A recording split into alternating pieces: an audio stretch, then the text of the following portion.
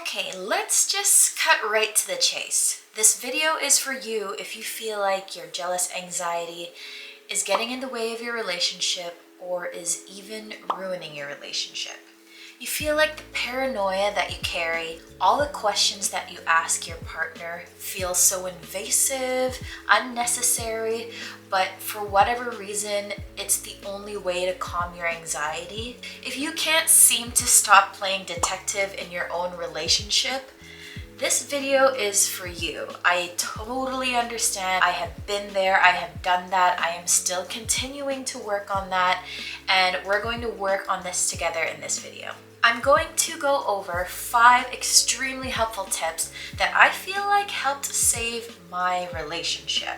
And these are probably the most important tips that I've learned throughout my relationship that have helped me build it to where it is today. So if you want to fix things in your relationship and fix things within yourself, keep watching.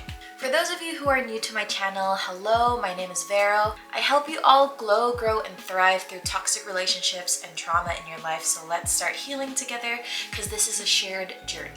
So the number one thing that I think really helped my relationship was being completely transparent. I explained my anxiety, where it was coming from, my past experiences, and also you don't want to hide these things from your partner. I know it can be embarrassing and I know it can be shameful to explain how many times you've been cheated, how you don't trust anyone, how you feel like a loser sometimes, that this keeps happening to you and you keep falling into the same relationships. But trust me, being transparent with your partner just makes everything out on the table. There is nothing to hide and you don't have to play double agent to your own relationship because that's not healthy either. So being completely transparent with your partner about what you've went through, what you are going through, and how you're feeling is one of the most helpful tips I can give you, because open communication is key to any relationship, and it is more so in a relationship where you feel this kind of anxiety. And you can't form a loving relationship without open communication. Hopefully your partner accepts you for who you are. If they don't, move on to the left, as Beyonce says. And to bridge off of that point, number 2, make sure that your partner creates a safe space for you. As I've sort of touched base in the first tip, my therapist told me that this doesn't work if your partner is also closed off.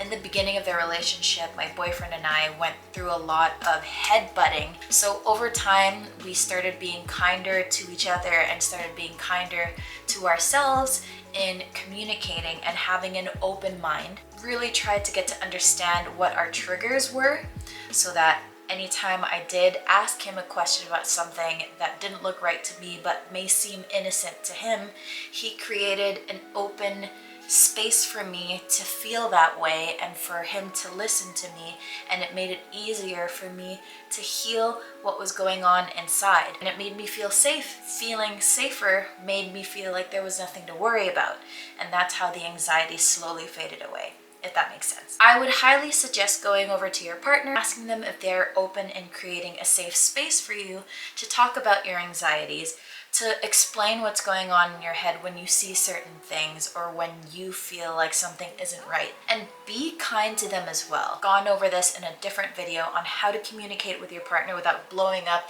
without losing it, and being kind and calm, and everything is in that video, so go ahead and check it out. And the third tip I have for you, which is probably the most important one in this video, is to realize that you have a bias. I've said this before, and I've said this in almost every video. Trauma creates this bias for you, and the reason why it does that is because it's a defense mechanism. Trying to predict the danger before it actually happens. You go into a situation, you walk into a room, you go into something looking for something wrong. For example, your boyfriend or girlfriend could be just scrolling through their phone, and you are trying to look for something to get angry at them for.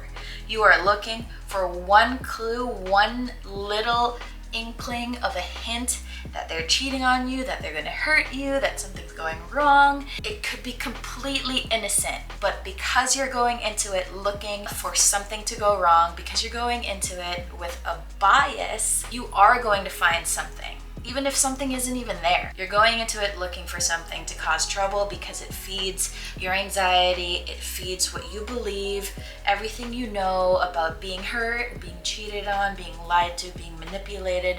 You want to reconvince yourself that that's all that's ever going to happen to you, that's all you deserve, but that's not true. Realizing that is probably one of the most strongest power over this anxiety that you have. Take anything from this video.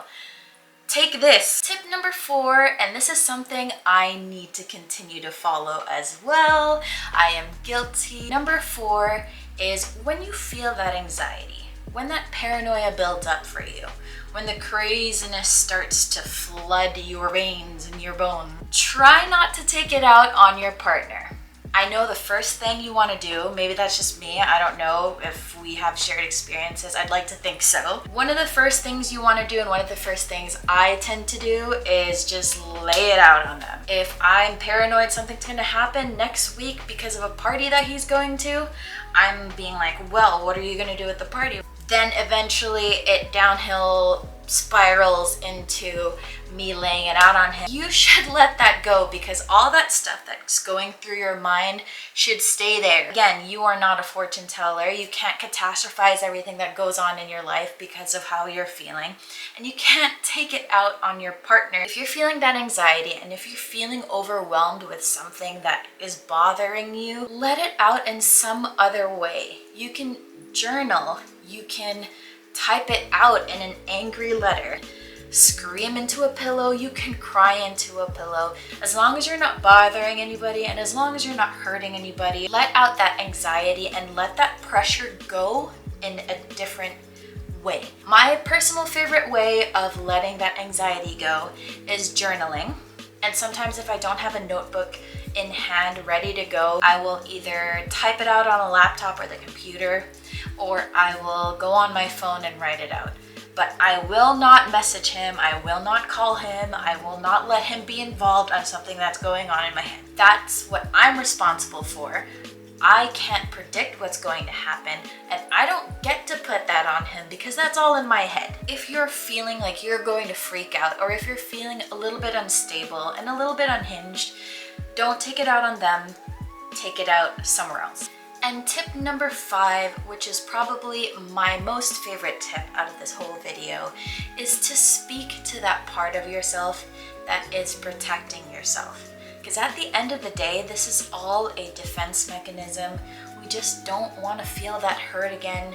We don't want to be in the same place we were before. Speak to that part of yourself that is trying to protect you. You are a wiser version of yourself now because you're actively trying to get better. You're actively trying to heal this part of yourself and be there for them. So examples of this and things that I have done is I write letters to that part of me, letting them know that I'm okay, that I am safe, letting them know that nothing is happening. You can trust your partner. Continue to soothe that part of yourself. It's a technique that my therapist has told me to do, to tap into that part of myself and be that protector for myself that is just trying to look out for me. It also helps if you give them a name. It also helps if you sort of personify them in a way where you can talk face to face. And I can share a story about this. I was driving in my car, and for whatever reason, I thought of something that was going to happen, that my partner was going to do, and I started to get in my head about all these things that were going to happen, or if something was happening already behind my back, and I started freaking out on the drive, and I felt like I was going to be overwhelmed with emotions, and I can tell I was welling up and I was about to cry. But I remembered this technique of trying to soothe that part of myself.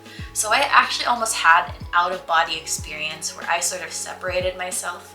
I gave this person a name. So I spoke to them and I said, hey, what's going on right now? And you know, they let me know what they're feeling and they let it out. You continue to start to unravel it before your eyes and realize what's going on in your head. You can sort of then soothe that part and say, hey, I know this looks really similar to a situation you've been through before. This looks like something where you got really hurt before. And I know you just don't want to go through that again, or you're preventing something extremely hurtful from happening. And I totally get it. I know you're looking out for me. Thank you so much, but I've got this. We're safe. Even if it were the case that it's going to happen, we're going to be okay. We're stronger now. If we get hurt, we got over it before, we're going to get over it again. Even just speaking it out loud, it is so therapeutic. It really helped open my eyes to soothing my anxiety and calming my paranoia. And this is something that I suggest continuing every day, as long as you feel that paranoia and that anxiety, to continue to calm it until your healing journey becomes a lot easier for you.